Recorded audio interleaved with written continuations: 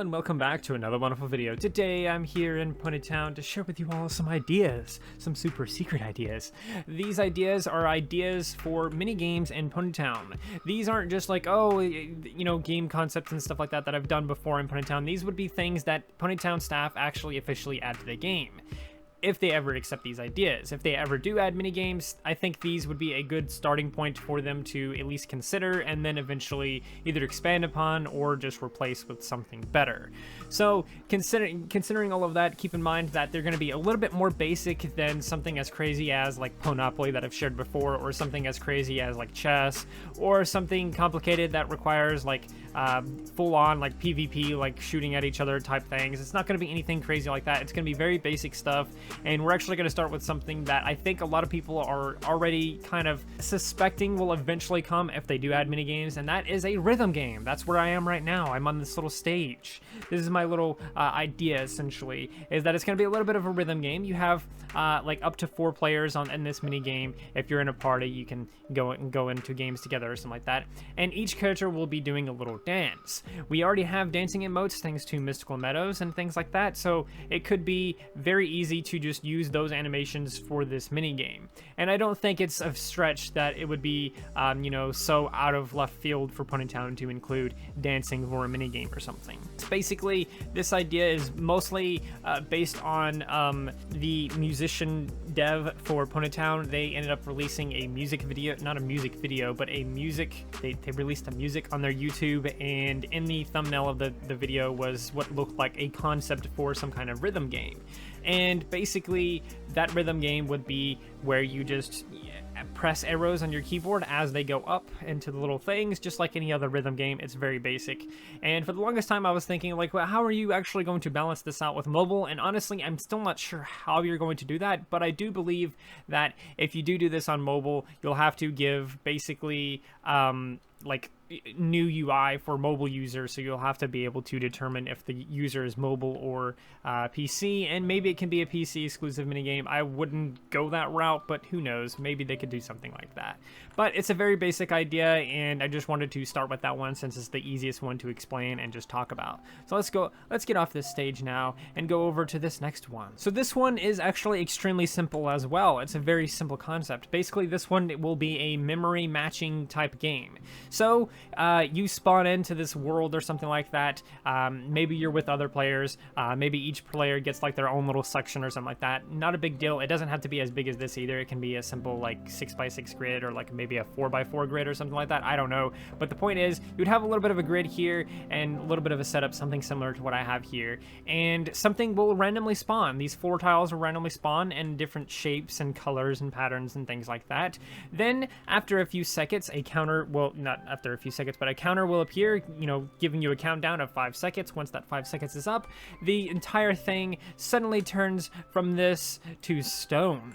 All of it turns back to stone, and your job as the player is to try and match what you believe it was before. So I believe there was a little bit of green right up here. I think it was like, I think it was green like that, and then I think there was white. I know that. I think white was like that, and then that, and I think purple was like that, maybe. I'm not sure. I don't know how close I got. Maybe you can tell me in the comments how close I got. But essentially, that is the idea for the minigame.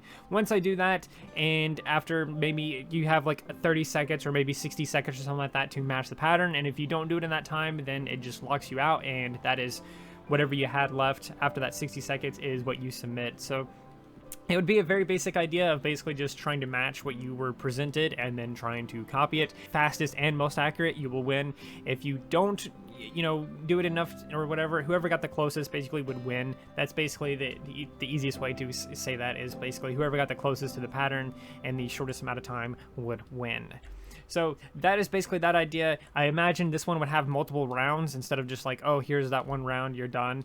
And let's move on to the next one. Let's move on to the next one. We're just breezing through these. So this one is something that is kind of technically possible in the game right now. Something that, the players themselves could do on their party island or whatever. But there are a couple of issues with it, and I will explain that now. This idea is simply where you will grab a broom or whatever like that. Everyone would be in sort of this little area. They're fenced off. They can't go into this little middle area here, and you have all the players there. All the players are there with each other, and they're running around. They're trying to tap on different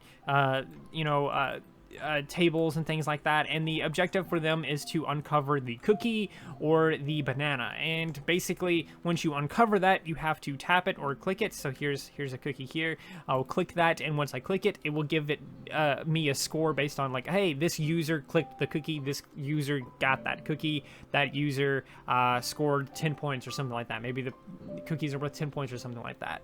And it could be an interesting little game where you have to uncover these. Maybe they're constantly like respawning or something like that, making it a little bit more difficult for you to find certain things.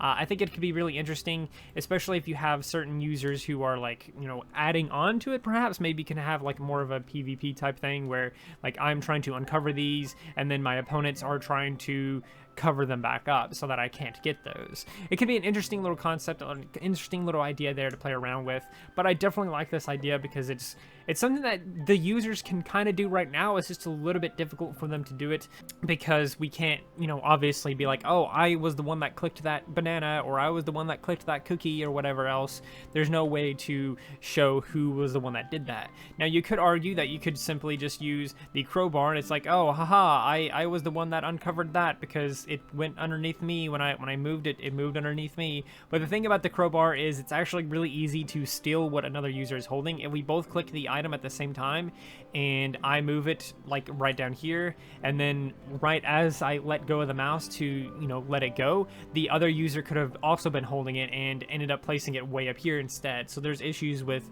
using crowbars to determine who was holding what. So that is something that Ponytown, if they added this as an official minigame, could just rework the mechanics and being like, oh, well, you tapped it, so it gives you the points instantly, and there's no moving things around. It is simply just deleting things. Though, at the same time, it would be interesting if the entire game was you just moving things. So you would have people just move everything to the corner or something like that, which would be a viable strategy, but at the same time, you could end up covering up whatever was in the top left corner or something like that. I don't know. But there's different ways to work out this game. You can have it to where you're removing the tables, work it out to where you're moving the tables instead of, deleting them. You could have it to different ideas where, maybe it's not just tables, maybe it's like something that's like a new item or something like that that's covering things up. There's different ways to go about this, so I definitely think this one is probably the most interesting and probably would be the most fun out of the ones that I've described so far. But let's move on to the next one. This next one is also going to be fun. This one is a simple game of pick a color. Basically, the idea is that you're going to be picking colors. Once you pick a color, you don't necessarily like pick a color. You're going to stand on top of a color, and then randomly the game is going to remove those colors. It's going to replace them with like water or something like that. It can replace them with like water, and then boom, you're in water. Ah, no, that means you lose. You can no longer move, or maybe it just like turns you like, maybe it just, I don't know what it would do once you lost, but I imagine once you're in there, you can't really technically officially play. It just says you lost. Maybe you can still run around or something. I don't know. But it'd be interesting if you got like locked out of place, or if you turned into some form of ghost to spectate in that way. I don't know. But it's an interesting idea. It's a very basic idea. It's been around forever. People do this right now in Ponytown, where they'll put up like 6 squares and then they'd roll out of 6 and then they remove one of the squares. It's a very basic idea, and I think if they added it as an official minigame, it would be played a lot, and I think it would work out really well, because I think it would be a very fun game to just run around on something like this, and the game's just like, haha, white is the next one that's going to be removed, you better get off of that, oh shit, let's go to pink, and then it just removes all of the white squares or something like that. It would be really fun, and this idea has been around for forever. It's literally been around forever. They have like versions of this in Minecraft and things like that, so it's been around forever, and I definitely think that people would be very familiar with it, and as soon as they saw it, they would immediately know what it is and immediately start playing it the correct way. Like, they wouldn't have any trouble at all being like, oh, what do I do? It explains itself immediately when you see it. So yeah, that is that one, and let's move on to the last one. The last one is actually just vibe squares. They should make vibe squares canon. So anyway, that's going to do it for the video. I do hope that you enjoyed. I do hope that these ideas, these little mini games and everything like that, do officially come to Ponytown at some point. If we ever do get mini games, I do hope that we do. If we do, I do hope that they will take a look at these ideas, these little concepts here, and play around with them a little bit, and maybe come up with their own as well. But I definitely would love to see them all come to the game, including vibe squares. Vibe squares should be canon.